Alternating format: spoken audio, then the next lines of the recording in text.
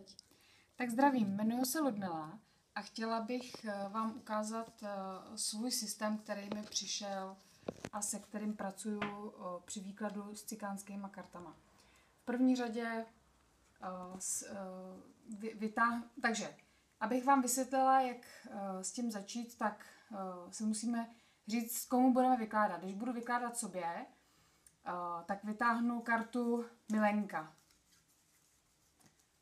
Když budu vykládat muži, tak vytáhnu kartu Milenec.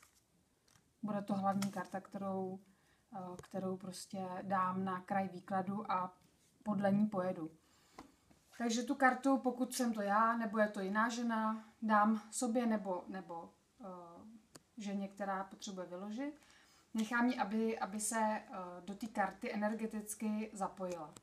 To znamená, poprosím, aby se do toho foukla. Takže já už jsem se do toho foukla a teďkom zamíchám karty. Buď je zamíchám já, nebo nechám ty lidi, aby si zamíchali karty, jak dlouho budou potřebovat, jak dlouho chtějí a jak dlouho to budou cítit. Potom levou rukou je nechám udělat 3 hromádky. Ty seberu, aby byla jenom jedna hromádka karet, ze kterých z vrchu začínám vykládat. Všimněte si, tady je karta, tady jsou 3 karty. Tady jsou 3 karty v minulosti, tohle je současnost a tohle je budoucnost. V podstatě jsou to výklady na půl roku dopředu a tahle ta tabule opravdu je hodně dopodrobna. Takže tam uvidíme spoustu věcí, který ani ten člověk si myslí, že bychom je vidět nemohli. Tak, ty linie by měly být budou 4, takže znova ho nechám, aby jenom sejmul. Vrátím na balíček a jedu zase. Zase udělám linii. A takhle to udělám, aby byly 4.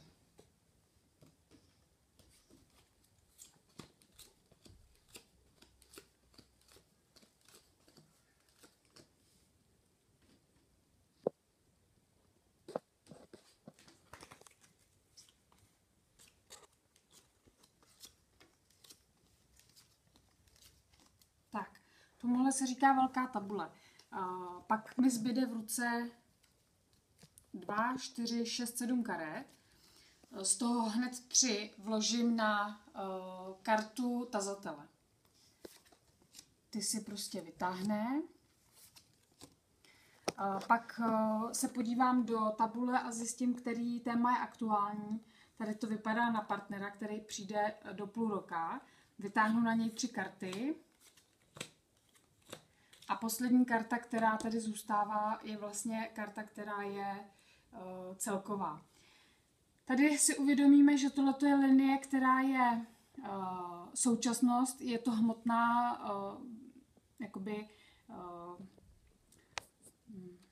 to, co se nám zhmotňuje a to, co nám přichází do života a je to prostě součást života a je to hmotný, jsou to prostě faktické věci. Tohle je naše podvědomí.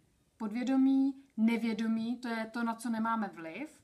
Podvědomí, to, co tam máme v podstatě někde uskladněný nějaký věci a víme o nich. Tady už to nevědomí je složitější, už to je jako víc potlačený a tohle je linie, která ukazuje na něco, co k nám přichází, ale my na to nemáme žádný vliv. To znamená, že někdo něco nám. Jo? Takže když se podíváme rozdělený minulost, současnost, budoucnost. Takže to, co se tady odehrává v současnosti, já většinou začínám to, co jako vidím, jo? Co je pro mě nejdůležitější, co ukazuje, že prostě se řeší. V podstatě se ty výklady odehrávají takhle. Ukazují se různé linie, které v tom můžete přečíst. Jo? Takže já začnu třeba tím, že současnost je tady dítě, v podvědomí je sňatek, v nevědomí je faleš a v to, co ke mně přichází, je zloděj. Jo?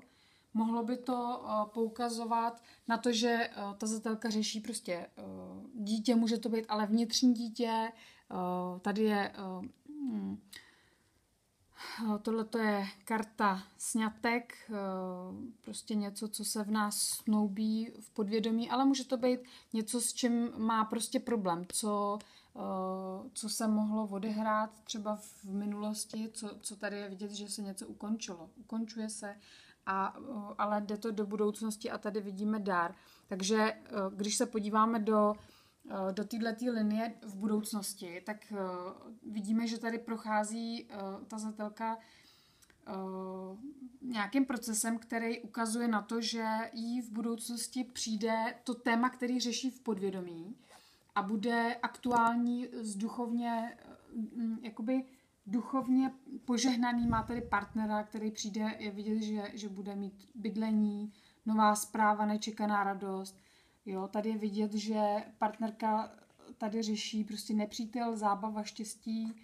Jsou to témata, který prostě se okolo ní vyskytujou. Řekla bych, že, nebo z těch karet vyplývá, že nepřítel je prostě někdo, kdo nám v životě něco, kdo nás nějakým způsobem omezuje, může to být i přítel, ale může se chovat jako nepřítel. Může to být rodina, může to být cokoliv. Tady máme zábavu, je vidět, že to je člověk, který je celkem šťastný, má tady prostě, tohle to jsou běžné věci, které se prostě dějou v životě lidském, že přijde prostě někdo, kdo nás z toho štěstí nějakým způsobem jakoby dostane, ale třeba jenom na chvíli, protože tady je vidět, že prostě si z toho nic nedělá. Důstojník pro mě je karta, protože ty karty vám řeknou sami, jaký mají pro vás smysl, co je to za symbol, a vy, když si prostě k tomu vám přijde nějaký ten symbol, tak ty symboly se vám tam otisknou a v podstatě ty symboly vám budou říkat ty příběhy. Jo? Důstojník je pro mě mladší muž, který se může který se může tady té ženě objevit v brzké době a bude prostě řešit mladšího muže. Jo, tady prostě vidíme, co k ženě přijde nebo přicházelo, tady je vidět smutek, láska, žárlivost, prostě zároveň je to minulost, jo? Je to prostě něco, co už bylo, tady je vidět osudovost prostě s tím partnerem, a co se ukončilo. Je vidět, že to tady prostě opravdu jakoby je ukončená věc. A tady je vidět, že to bylo potřeba to řešit a že to bylo téma jakoby i na duchovní úrovni, který prostě se muselo řešit, i kdyby nechtěla, i kdyby prostě dělala sebevětší, nevím co, tak prostě se to řešit bude. Muselo. Je to vidět, že se to týkalo lásky, veliký spory, na veliký emoce. Tady se v podstatě tohleto uvěznilo téma muži, že jsou falešní, že můžou něco ukrást v tom životě, od představ po majetky, cokoliv. Jo? Ale zase, jak vy vidíte prostě ty informace, které v tomhletom je, tak to vám bude dávat prostě ten příběh. Jo? Protože jsou to karty moje, tak já vím přesně, k čemu se tohleto jako týká a mě to dává smysl. Jo? A vy si prostě musíte v těch kartách najít ty příběhy, které vám rozklíčují tu situaci pro toho člověka. Takže je potřeba tohleto vnímat jako to, co se nám zhmotňuje, to, co k nám přichází, a je to minulost, současnost, budoucnost. Podvědomí, to, co se odehrává na podvědomí úrovni, minulost, současnost, budoucnost. Nevědomí a to, co k nám přichází zvenčí, na co nemáme prostě vliv. Zase minulost, současnost, budoucnost. Ty karty prostě řeknou úplně všechno. Jo, tady bych upozornila, že v té nevědomí části prostě může být přetížení, může to být spojený s duchovném, ale zase jsou tady myšlenky, to znamená, je tady dár, jo. Ta linie ukazuje o tom, že o tom ten člověk všechno ví, jak věci jsou a že je hodně podporovaný, jo. Když je tady ta karta většinou v té minulosti, tak tam udály se tam zásadní jako věci. A vesměs, i když je tady okolo téhle karty, když jsou velice negativní karty, tak ale ta karta vždycky oslabuje tyhle ty negativní vlivy. To znamená, že prostě to je jakoby, není to tak dramatický, i když je to dramatický, tak pro toho člověka to prostě ve finále tak dramatický není a nebo nebude, pokud to je třeba v budoucnosti. Tady je vidět, že starší žena, nemoc, zlost, může se odehrávat, tady vidíme partnera, který přijde do půl roka, vidíme tady dům, zprávu, nečekaná radost. Je vidět, že ten partner má zázemí a že se bude jednat o to, kde se bude bydlet. Jo? A tady je vidět, že starší žena v tom nevědomí, strach té klientky o to, zda to někoho zraní, to, že někam půjde třeba dál, jako jinam. Jo? Tady je vidět, že prostě zraní, protože ta žena jako matka, že jo, prostě s tím bude bojovat, že prostě ta klientka odejde. Takže já jsem teda překvapená sama nad tím, co mě čeká. Ale je vidět, že tady je setkávání, to, co ke mně přijde, když se podívám na to, jde to z minulosti, je to brzká budoucnost, to znamená, do měsíce je to tady.